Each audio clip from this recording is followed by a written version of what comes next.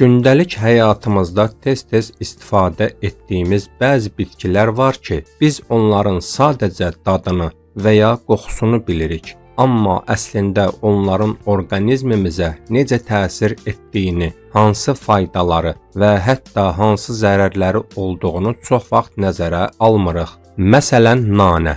Demək olar ki, hamımız nanəni tanıyırıq. Çayda istifadə edirik, yeməklərə qatırıq. Bəzən sadəcə qoxusundan həzz alırıq. Amma nanənin daha güclü bir forması var. Nanə cövhəri. Bəs heç düşünmüsünüzmü? Nanə cövhəri əslində nə qədər faydalıdır? Həqiqətən mədə problemlərinə kömək edirmi? Stresi azaldırmı? Yoxsa bəzi hallarda düşündüyümüz qədər də təhlükəsiz deyil? Çox insan nanə cövhərindən istifadə edir, amma onu necə və nə qədər istifadə etməli olduğunu bilmir. Bəziləri isə ümumiyyətlə onun zərərləri barədə məlumatlı deyil.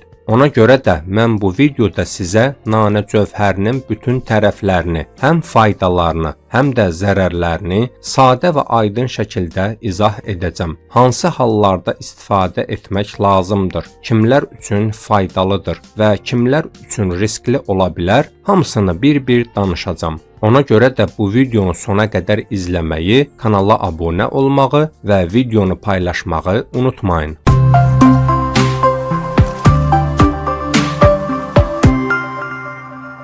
Nanə cövhəri nanə bitkisindən əldə edilən güclü təbii ekstraktdır və əsrlər boyu həm xalq təbabətində, həm də müasir tibbdə istifadə olunub. Nanənin əsas təsir edici maddəsi mentoldur və mentol orqanizmdə sərinləşdirici, sakitləşdirici və ağrı-kəsici təsir göstərir. Bununla yanaşı nanə cövhərinin tərkibində antioksidantlar, vitaminlər və faydalı bitki birləşmələri mövcuddur ki, bunlar ümumi sağlamlığa müsbət təsir edir. Nanə cövhəri ən çox həzm sistemi üçün faydalı hesab olunur. O mədə spazmlarını aradan qaldırır və bağırsaq əzəllərini rahatlaşdırır. Qaz, köp və həzm pozğunluğu yaşayan insanlar üçün çox təsirlidir. Xüsusilə yeməkdən sonra qəbul edildikdə mədədə yaranan ağırlıq hissini aradan qaldırmağa kömək edir. Bağırsaq hərəkətlərini tənzimləyir və həzmi sürətləndirir. Yağlı və ağır qidalar qəbul etdikdən sonra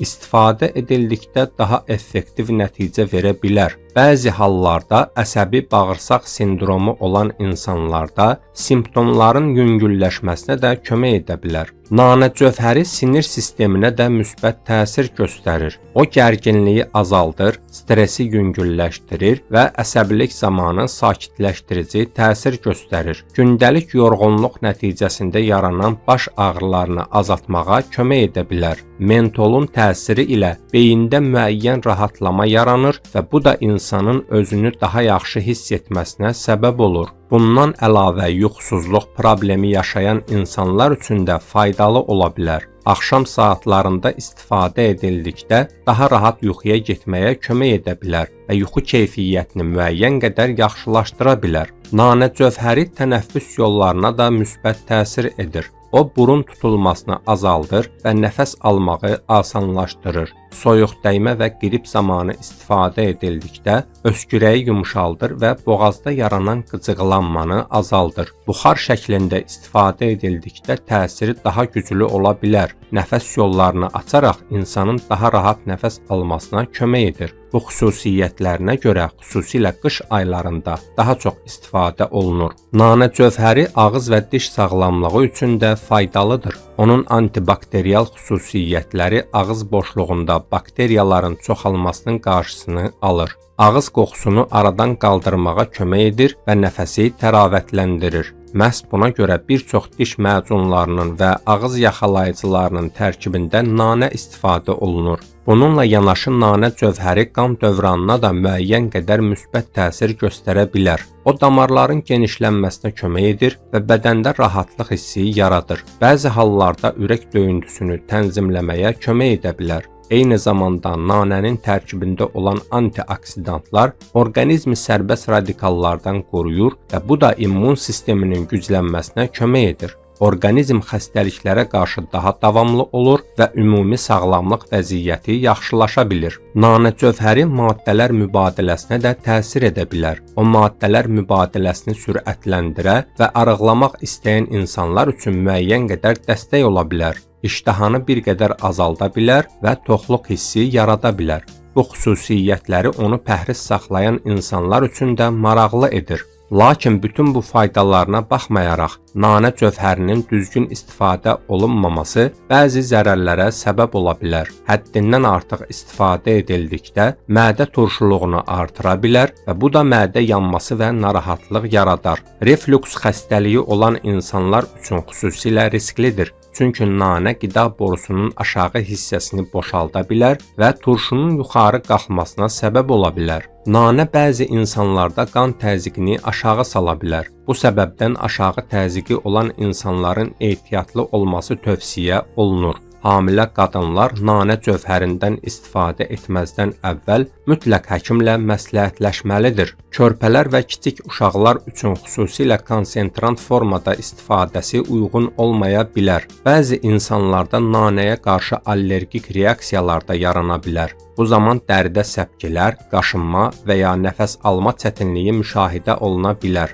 Belə hallar baş verdikdə istifadə dərhal dayandırılmalıdır. Bundan əlavə, nanə bəzi dərmanlarla qarşılıqlı təsirə girə bilər. Xüsusilə mədə dərmanları və sakitləşdiricilərlə birlikdə istifadə edilərkən diqqətli olmaq lazımdır. Nanə cövhərini istifadə edərkən ölçünü aşmamaq çox vacibdir. Adətən bir stəkan suya bir neçə damcı əlavə edilərək istifadə olunur və gündə 1 və ya 2 dəfə qəbul etmək kifayətdir. Daha yaxşı nəticə əldə etmək üçün yeməkdən sonra istifadə etmək məsləhətdir. İlk dəfə istifadə edən insanlar isə az miqdardan başlamalı və orqanizmin reaksiyasını müşahidə etməlidir. Unutmaq olmaz ki, təbii olsa belə hər bitki hər insana eyni cür təsir etmir. Buna görə də nanə cövhərindən istifadə edərkən diqqətli olmaq və lazım gəldikdə mütəxəssis məsləhəti almaq vacibdir.